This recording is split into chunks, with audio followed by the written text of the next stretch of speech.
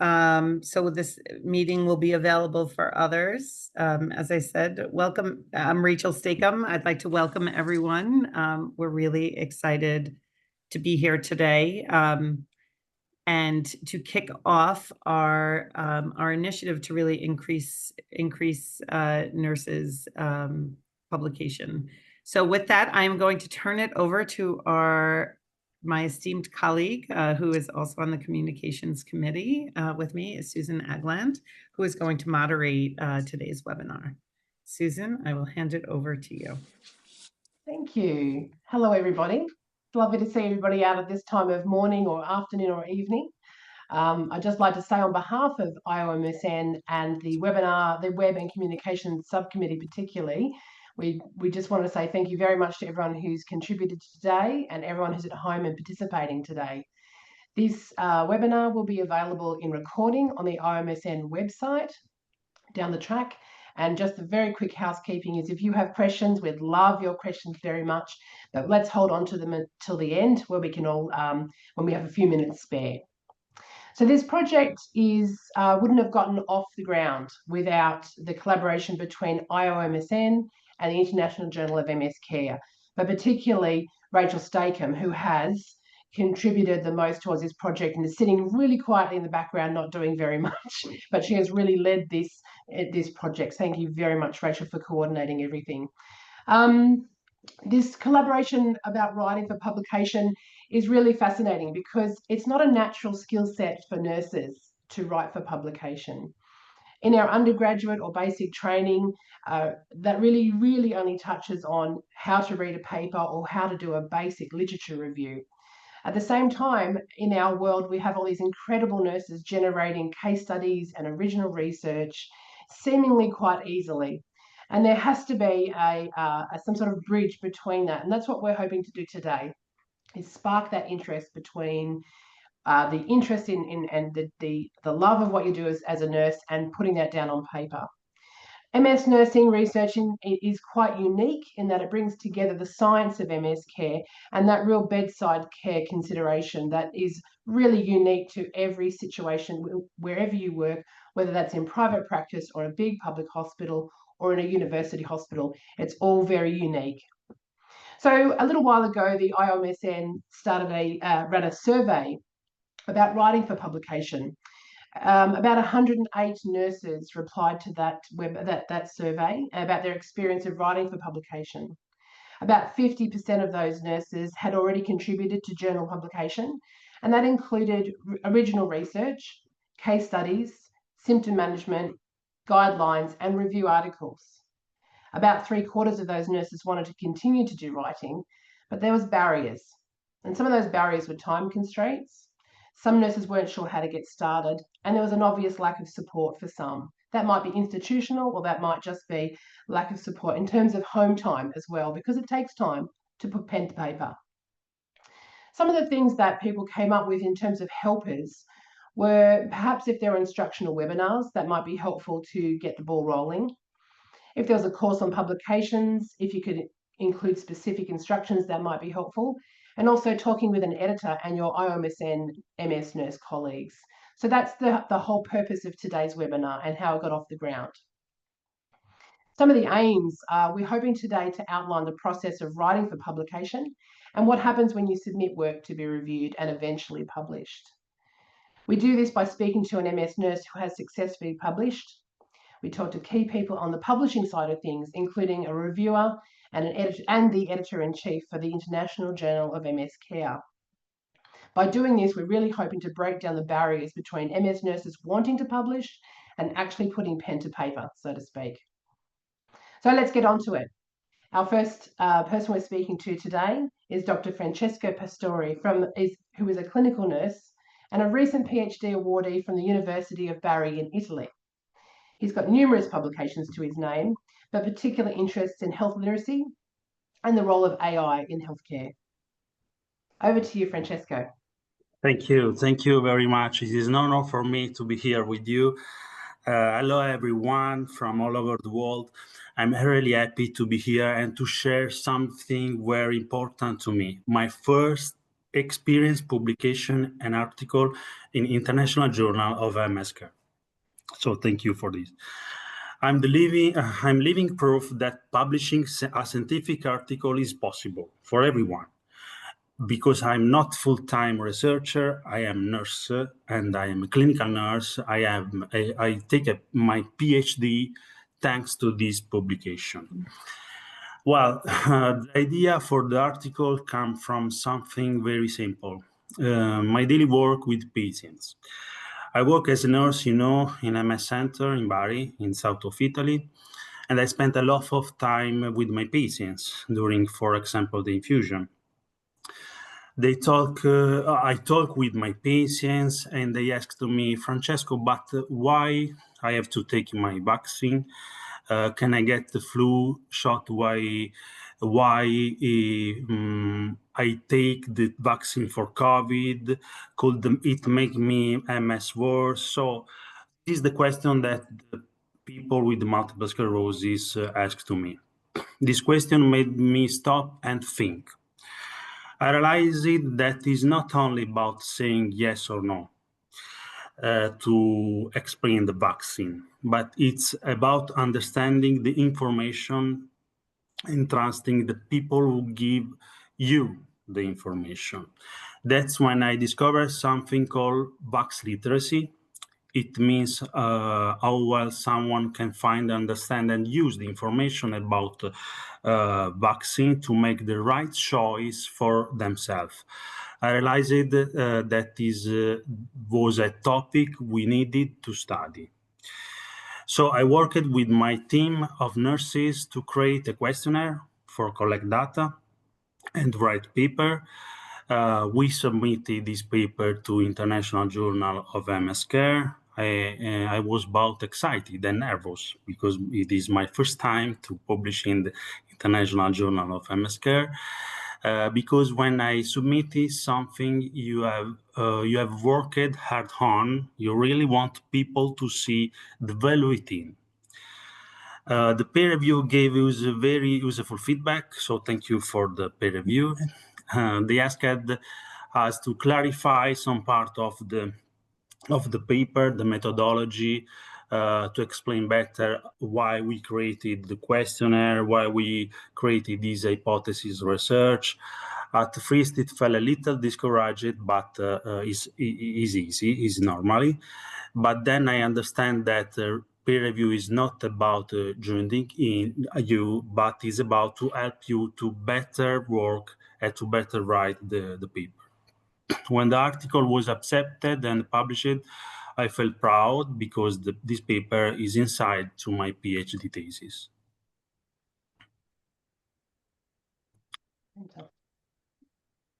Can I ask, Francesco, what are some of the steps that you took in writing this paper? How do you develop the idea? Of course, yes.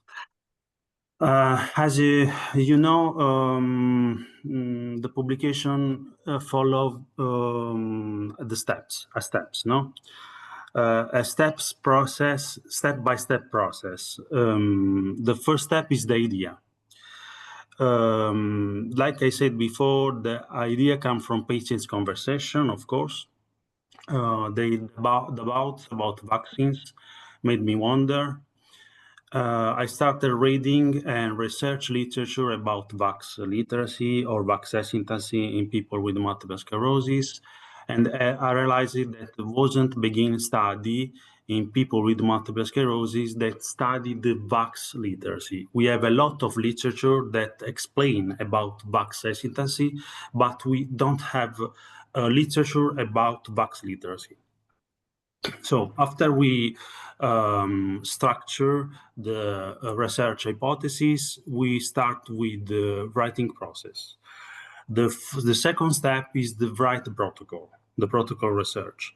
The protocol research is very important because after the literature review, you have to write the protocol research. Thanks to the protocol research, you can submit your protocol research to ethical committee to start with collect data. So these are very important steps that you have to do. We found that I saw that a lot of study are present in about vax hesitancy, but not about vax literacy. So we created the questionnaire. This is the third step. You have to create your questionnaire for collect data. We, for example, we chose a very easy questionnaire to collect data, the European Health Literacy Survey. That's are a survey that studied the vax literacy about people with chronic disease. So we implemented this questionnaire in the clinical practice of MS care. I wrote the first version of the paper, so starting, for example, with the results. After we finished the collect data, we made a statistical analysis of the data that we collected, and we started with the, writing the research paper. We started with the background, we write the hypothesis research and the objective of our paper. Then we start with the methods, to write the methods. So the collect data, who collect data, the nurses that involved in the collect data.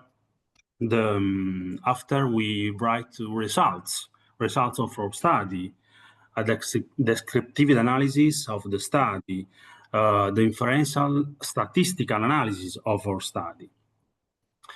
And after we writing the discussion of our paper, and finally the conclusion of the paper. The collaboration is very important when we wrote our research, because we worked as a team with our research nurses, team nurses, with the physician, of course, too. We discussed, for example, every part of the paper together. For example, with about how to talk about the gaps that we found in vax literacy and in vax hesitancy. And the fourth step and the last step is the submission to the International Journal of MS Care. We chose the International Journal of MS Care because we think that is the best journal that we have in MS nurse clinical practice. I think is we have just this journal that published for nurses in MS care. So we submission went smoothly, and then the peer review sent us their comments. We took time to reviews, and when it's finally accepted, we felt very proud and about this paper. Fantastic. What are some of the challenges of collaborating with a team? Well, a lot of challenge because, you know, collect the data was not easy. The patients sometimes don't want to respond to our question. So the MS clinic is full of people, full of noise, and there is always something happening. So patients often come in tired and short time. You know, now we have short infusion for DMT, so patients don't want to stay in the hospital. So we had to make sure that questionnaire was short. We use a questionnaire with just 4 questions, just 4 questions to measure vax literacy. So this is a very important finding of our research. When we use a short questionnaire, the patients better accepted our research. A second challenge was the finding time to write. As a nurse, you know, we work full time. We don't have time for research. So writing a scientific paper is something you don't just do in the afternoon or in weekend. For example, we wrote during clinical practice with our colleagues, sometimes from infusion to another infusion, we write the paper. And writing, the third challenge is writing something scientific. I don't have a background in academic ground. Yes, of course, I have my PhD now, but when I start to this research, I start with my PhD. So I am at the beginning to scientific writing. So at the first time I started writing the paper would to be fast, just describe what we did. But it's very important to understand the methodology to write the scientific paper. So this is the third challenge for me. The lesson that I learned from this publication is that the teamwork is everything. This project would not have been possible without the support of my colleagues, nurses, neurologists, and of course, patients too. Clarity matters. If you want writing or your questionnaire is confusing, the message gets lost. So it is important to understand what you want to research. The research is more easy. If it's easy, it's good for your patients and for you for publication your research. And patients is important to understand that patients are not just subjects to compile your questionnaire. They are partners in your research. So their story, their debates, their feedback gave meaning to do this research. Wonderful. Thank you for sharing. I've got one more question for you, because you are at the echelon of where lots of nurses want to be. Congratulations on getting your PhD and doing so much research in MS nursing. That's amazing. But your very first publication, was that terrifying, or how did you get into that? Was it an easy step? Were you well supported? Well, experience, yes, this is my first paper that published during my PhD. I wanna show you if I have time. We have time. Yeah. These, okay, sorry. Okay. This is my, the publication. Okay. This is me in my PhD thesis, and this is the publication. This is the day when I did my PhD last month. About your questions, yes, was terrified because if you don't know the methodology to write a research, it is hard for you. But if you work in a team, for example, now we work about NMOSD clinical research all over the world. I involved a lot of colleagues that are that have more experience than me. They help me to write research, to collect data. I think that the team is the fundamental for publish. Yeah. Research team. Yeah. Great. Thank you very much, Francesco. I really appreciate your time here this evening. I'm going to move on next to the reviewer experience. And I'd really like to introduce Carrie Samarco. Dr. Samarco is a nurse practitioner at the Multiple Sclerosis Comprehensive Care Center of New York University, Langone Medical Center in Manhattan. Carrie, I really hope I got that correct. Sorry, I'm on the other side of the world. I don't know your facility.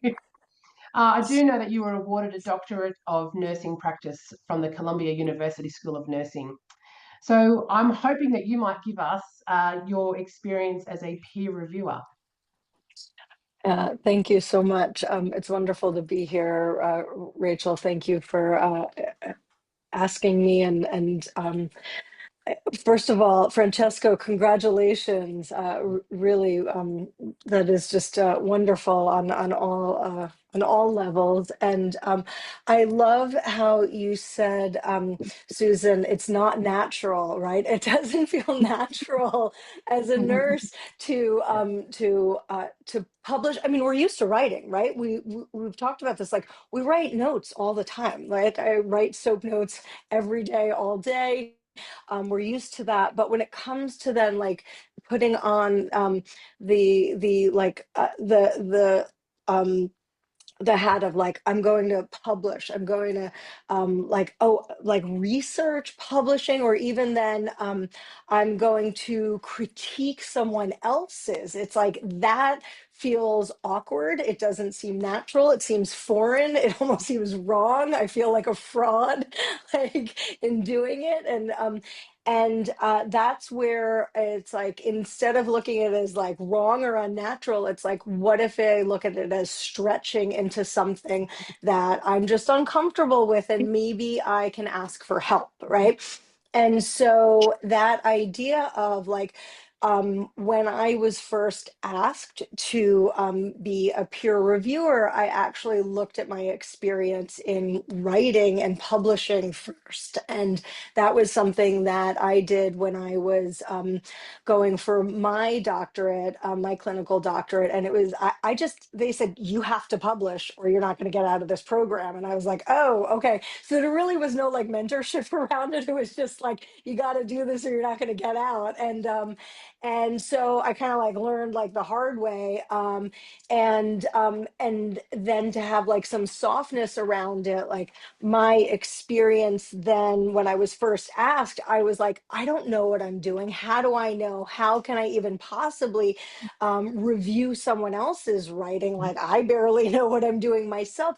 But then to recognize there's so many parameters around this, because like, this isn't about me and like what I think. Even I'm being asked because I do have experience in the field of MS.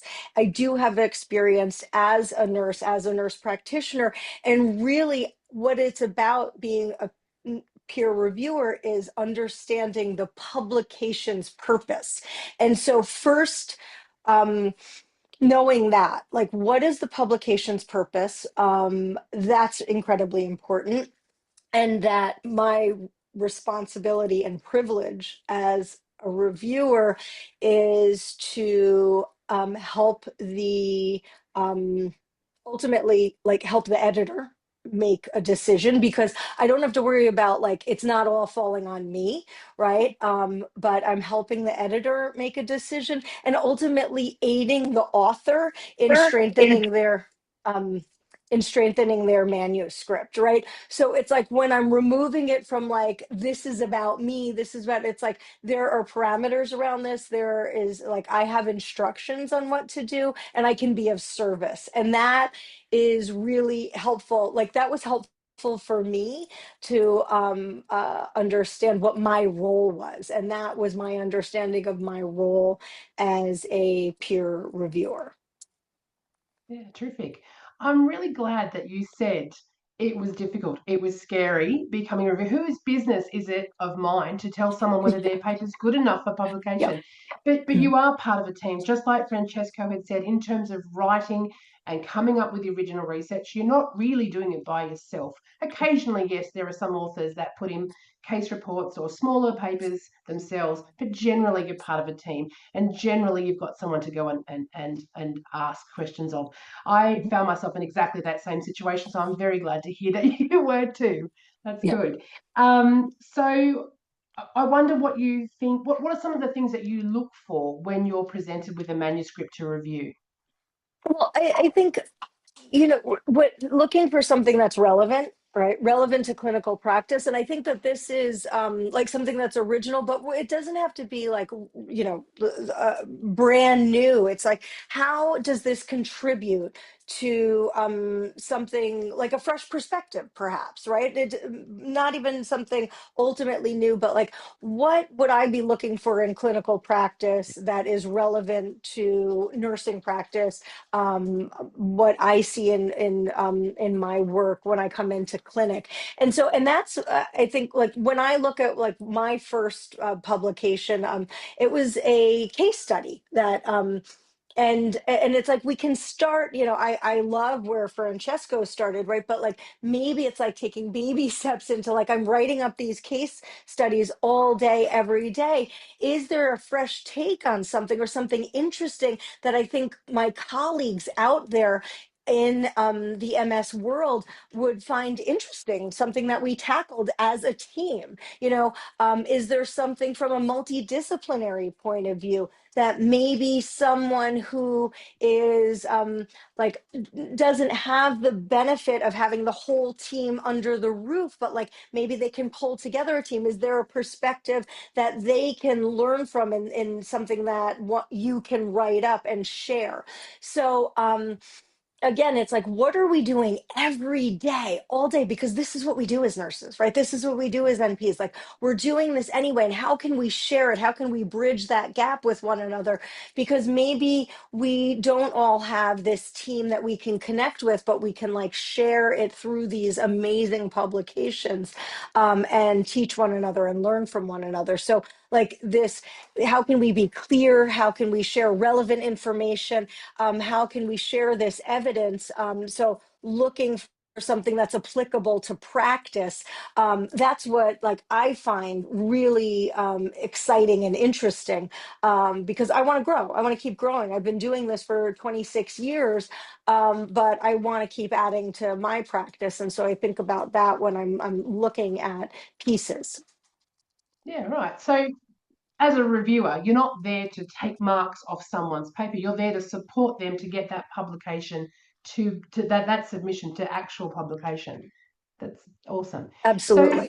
what are, and thinking about your experience as a first time writer and reviewer, what are the advices? What would you like to have known when you first put in a submission for publication?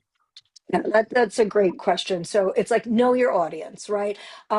So uh, one thing that was incredibly helpful for me is like when I was thinking about the original paper that I was writing, it was like, okay, what would my target audience be? Who would find this particular case or paper most interesting? And so then to think about like reading like the actual journals that I thought would like my paper might be good in. So it's like looking at like the submission guidelines and say like, am I doing it right? Like, am I writing up the like tailoring my paper towards the actual um, uh, journal guidelines, looking at that format closely, looking at like the word count. I mean, there's just some like basic things, the referencing style, the structure of that they're requesting,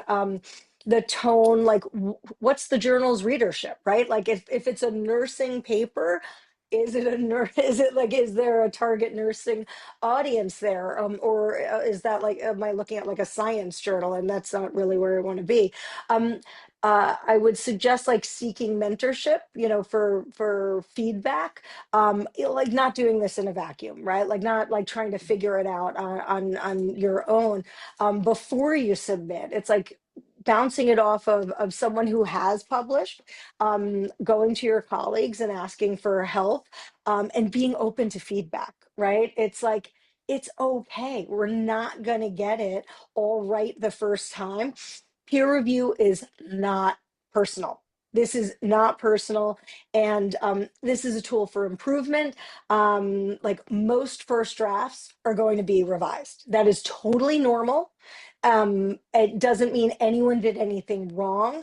That is part of the learning process. And like, if we're reading the journal regularly, we kind of know what the journal is expecting and wanting, and what the people who are reading it are expecting and wanting. And so like, we're going to be more in line, and still there's going to be revisions that are requested. And it's like, don't be discouraged by rejection. It's like, if we can use the reviewers' comments as a guide for revision and improvement, that is a expected part of the process. It's like progress, not perfection. And if we can really embody that, it's going to make it so much more comfortable for a process that is already going to be sticky and uncomfortable. Mary, I'm already feeling more relaxed about making a submission to International Journal of MSc the next time. I'm hoping you're my reviewer. Thank you very much for that, your perspective.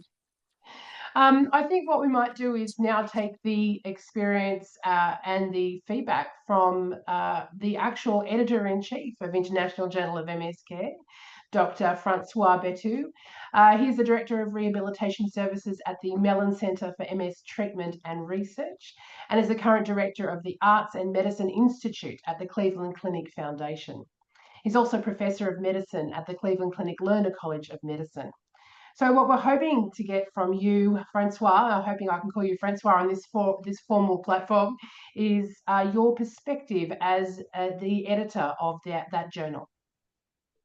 Well, first, thank you for including me. I feel really honored to be included on this discussion and very excited as well.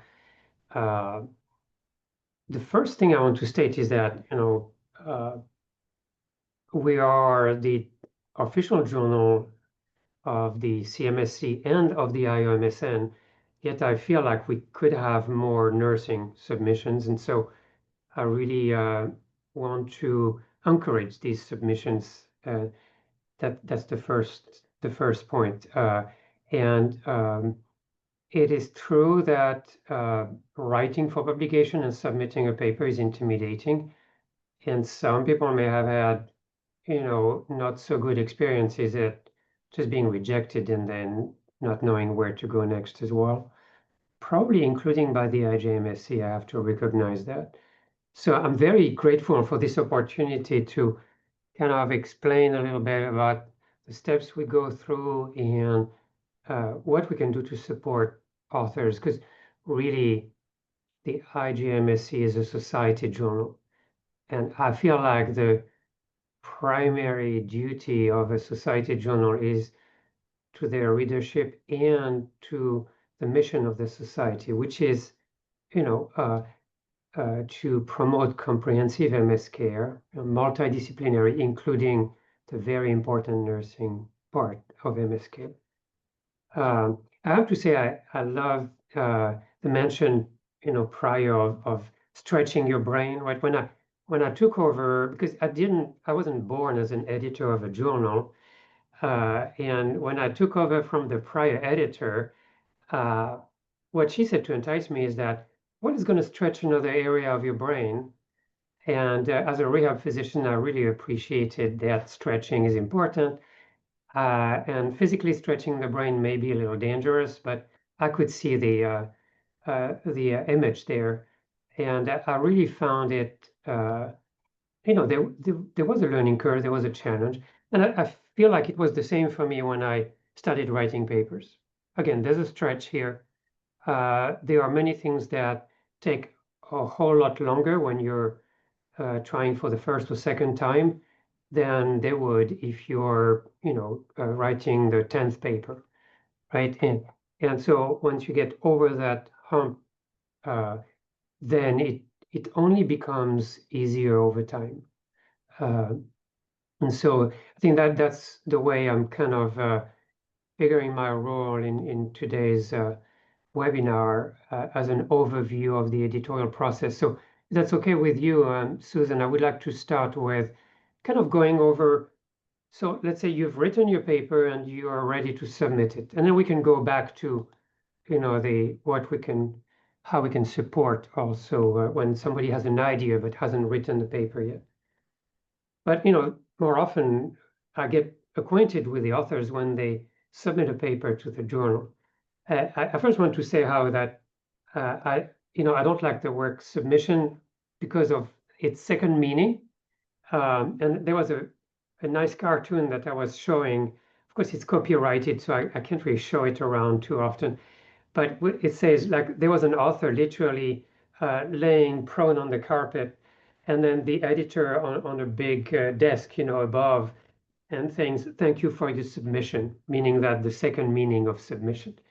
It's actually not that. We're all in it for the growth of the field, and there are not too many papers on multidisciplinary MS care, so we're all for actually encouraging the authors. But when somebody submits an article, the first layer is the editor reviewing the paper and deciding if it should go to peer review or may not be ready to go to peer review yet. And so that happens usually in the first few days after the submission. And it could unfortunately lead to a rejection or an invitation to resubmit with substantial modifications, because we feel like it would stand no chance with peer review. And rather than drag it along for weeks, to tell the person, no, sorry, it wouldn't really fit. And I realize that this can come as a big disappointment. And then also well, I don't know what to do next, right? Was it really that bad? Am I really that bad of a writer that I should give up the idea on writing papers, which is not the case.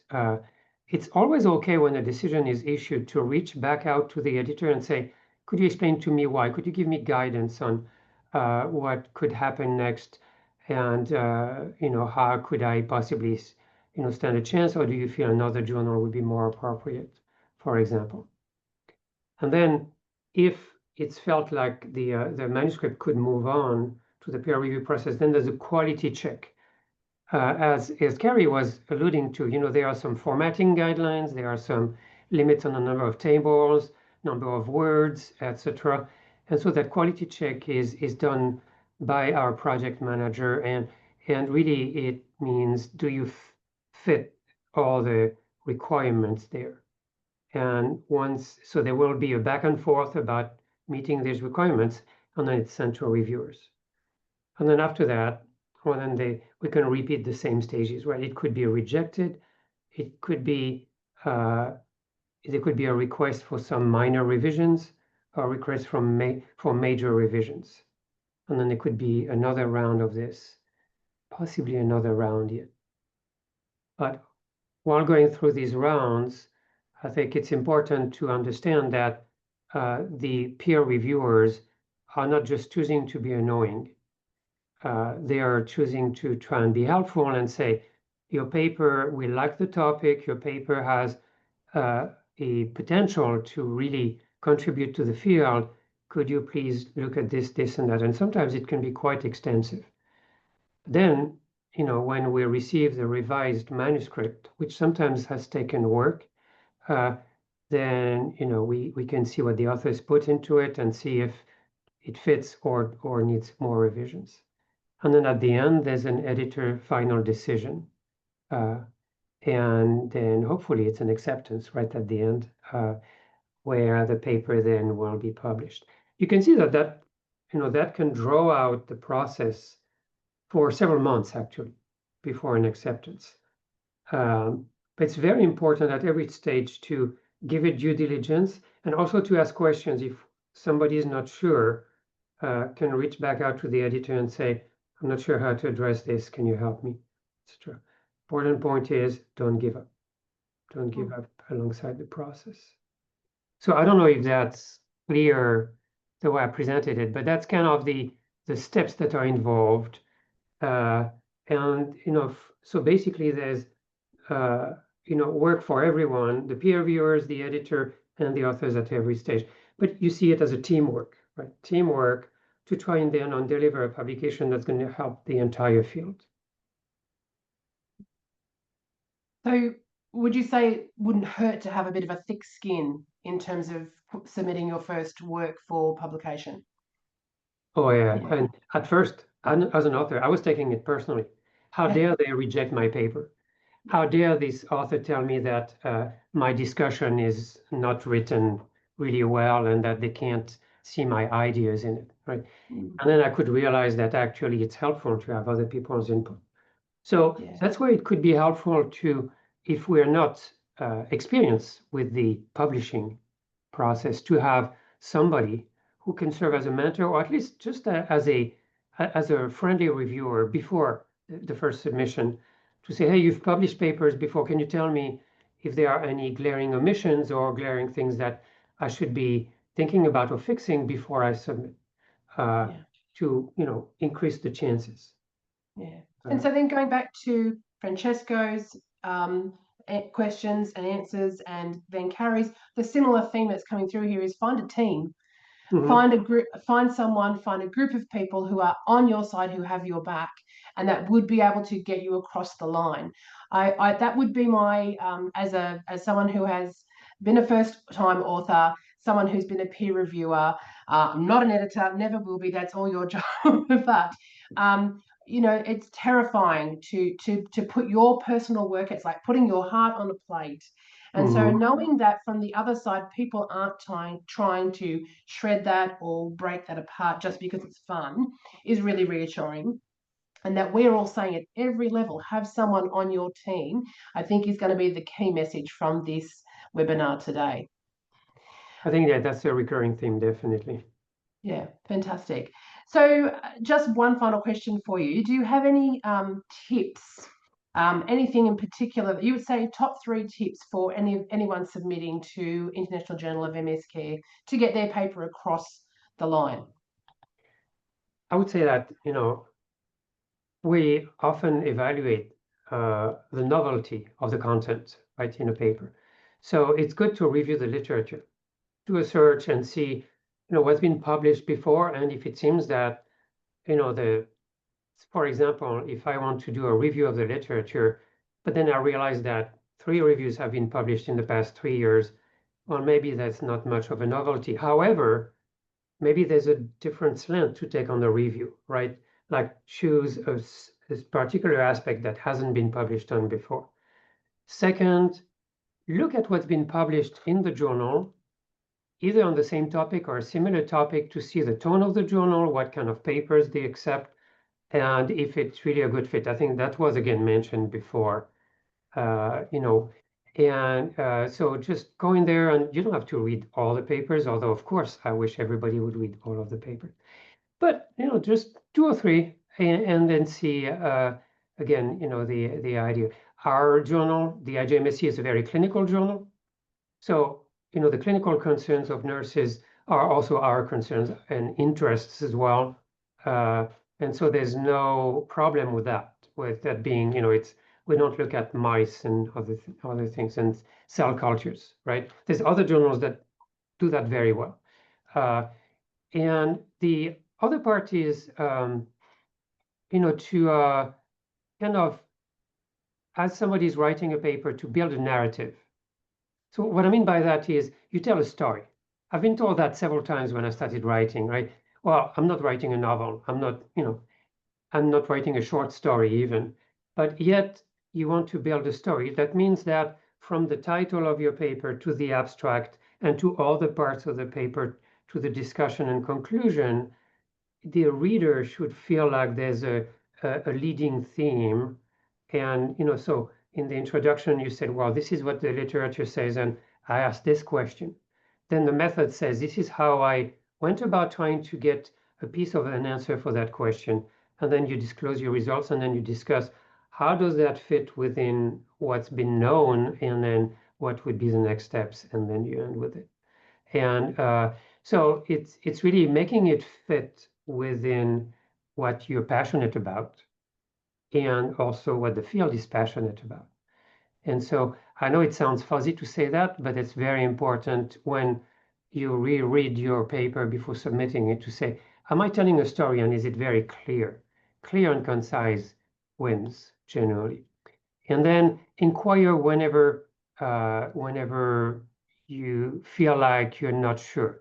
What I mean is editors, and I can vouch only for myself, but I can tell that I'm always eager to provide advice. Somebody sends me an abstract, say, well, this is the abstract of the paper I'd like to write and submit. What do you think? We don't want to give anyone unfair advantage. However, we can provide general advice as to, does it fit with the paper, with the journal? Does it seem like it would, you know, have a fair chance of being, you know, favorably viewed? We can never promise that it's going to be accepted, but we can give that advice. And I think, because I realize that you may not have available mentors right away. I know the IOMSN is actually having a big initiative around, you know, connecting potential writers with mentors. So that's going to be a complementary topic. But really, and the last piece of advice is don't give up. You know, there's a famous saying, there's a journal for every paper. You just have to find it. So I think it would be a pity to give up, because once you publish a paper, it stays forever. And you never know. You may be surprised how often it's cited, and then that somebody contacts you about what you've done. And unfortunately, if you give up along the way, then it will never have that opportunity. Yeah. So it can be a little bit of work, but it's definitely worth doing, and keeping at it is great advice. Okay, so what we might do now is just spend 5 or 10 minutes on a panel discussion, and we might look at the questions that the audience might have for us at the moment. But just to get the ball rolling, a question out to our panel. I'm wondering, how do you, because time is one of those barriers to nurses or to anybody doing writing papers for submission, how do you balance your clinical time and your writing and reviewing time? Let's start with Francesco. Well, I believe that the culture of MS nurses, every country have a different culture and different care about MS patients. I think that many nurses not important conscience and barriers that many nurses think that research and writing are only for professor or for scientists, no? But in reality, we see that we can write research during our clinical practice. So we need to, for example, to normalize the idea that nurses can write, reflect, and publish. So I think that the first step for nurses to write research is to writing, for example, case reports or a clinical reflection, or participating in a poster section for a conference, for example, no? Or working in a small research projects in a team. So I think this is the key steps to start with the research. We have a lot of chance to work as a team. IOMS, I know that support the research and the nurses to publish, to involve other colleagues all over the world. I think that in this step, the mentor and the collaboration is fundamental. So the team is all for the research. I think Carrie mentioned too, making it part of regular practice. I think I'm paraphrasing you there, Carrie, but what would you say about balancing that clinical work time and prioritizing time for writing and reviewing? Yeah, I think that's a great question. It's like, how do we like juggle all of these things? I think being part of a team that also thinks this is important, prioritizes, like if I am working with other people who recognize the importance of like adding to the body of literature, if like my mentor is someone who is on the team, and we can like set aside time, like my director here is someone who this is incredibly important to her, right? So like we have time that's carved out. Like obviously seeing patients is incredibly important, and that's part of the business and the practice, but like we have time that's set aside where like if we're working on a paper together, we carve out that time too, and it becomes an important part of like our day, our week, and and team meetings. And so if and also as Francesca was saying, like we're not like, don't do this alone, don't try to take this on. So it's like part of it may be like, all right, I'm working on this portion of the paper, you're working on this portion. It's like, so we can balance it, and it doesn't become this totally overwhelming thing. So there is some balance too. So I think that can be an incredibly important aspect also. So we're not feeling like burdened by the research and writing component. Yeah, wonderful. Okay, so do we have questions from our viewers at home, so to speak?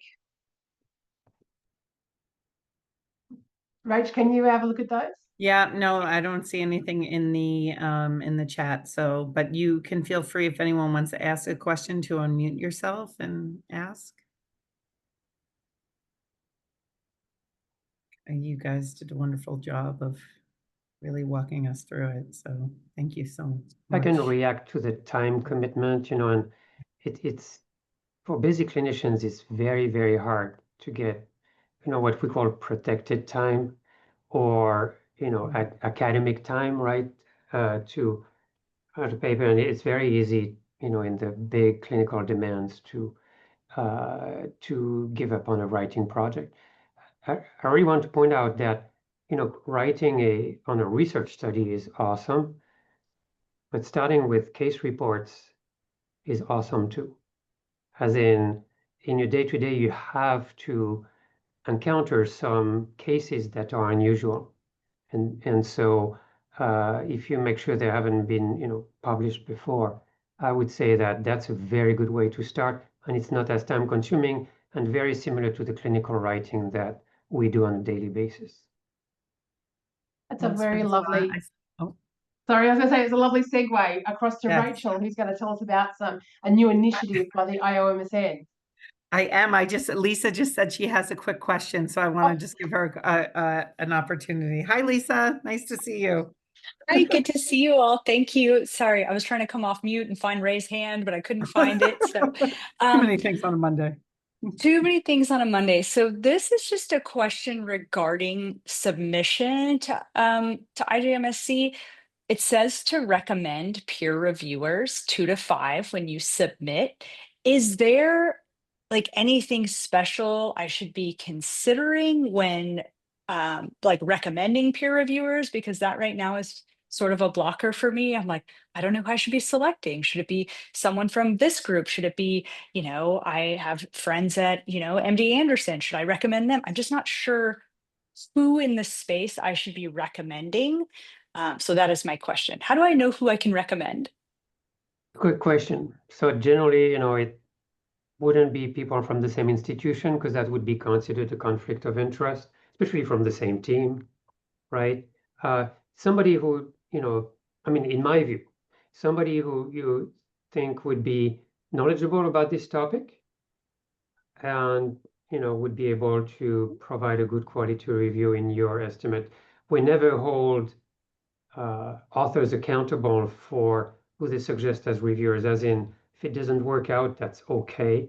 We don't always have to invite the suggested reviewers, but it helps us tremendously. As you realize, we're more and more subspecialized. And so finding somebody who's comfortable to review on a very specific topic can be hard. And so it's a way to help with the process. Perfect. Thank you. And Lisa, I think that's an awesome segue into just talking about where the IOMSN is going from here with this work and opportunities that we have for you.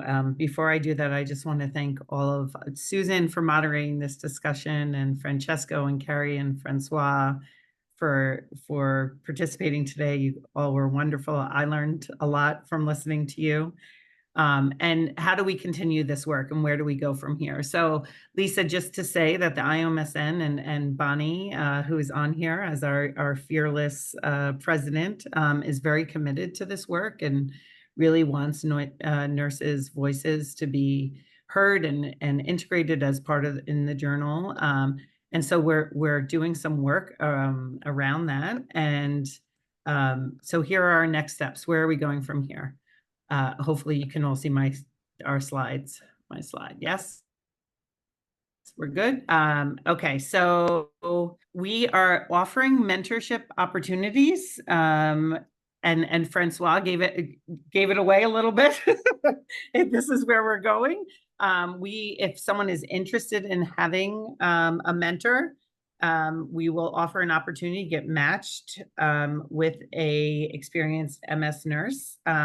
We're going to develop, help people also, if you want to develop your idea into an article, if you want support with writing and submitting guidance. We're also exploring if you want someone to co-author with you, that could also be something, depending on what your topic is, that we could support. So just some things for you to think about. that we are offering moving forward. If you are interested to get started, just email Lenny. Her email is up there. It is Lenny, LENY.ALMEDA@mscare.org.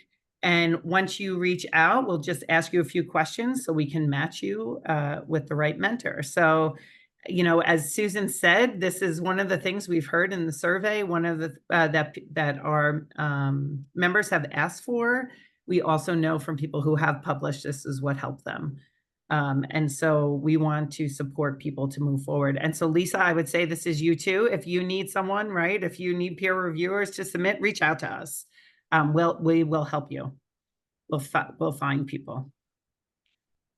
The other exciting news is that we are adding 2 new awards. Bonnie had this terrific idea to add 2 new awards to celebrate, one as a first-time publisher award to celebrate a new voice in our field, and also for those who continue to publish, honoring that continued excellence. So anyone who is given the award will also receive a free registration to the annual conference, and so that people can submit by March 30th. So you have some time. Get going. We're really excited about this, and we really want to support it. So those are two new exciting next steps for our journey. And I will stop there. It is exactly 1 o'clock. Any final questions or comments? Rachel, Francesco, Francois, Carrie, this is absolute, and Susan, fabulous. I think I learned so much, and this was exactly what we expected and anticipated. And it was so good. Thank you very, very much. It's funny. All right, thank you all. We will, this recording will be available. So if any of your colleagues have questions or they didn't hear about it in time, please let them know that we'll get that up on our website. Thanks to, you have the Leinster.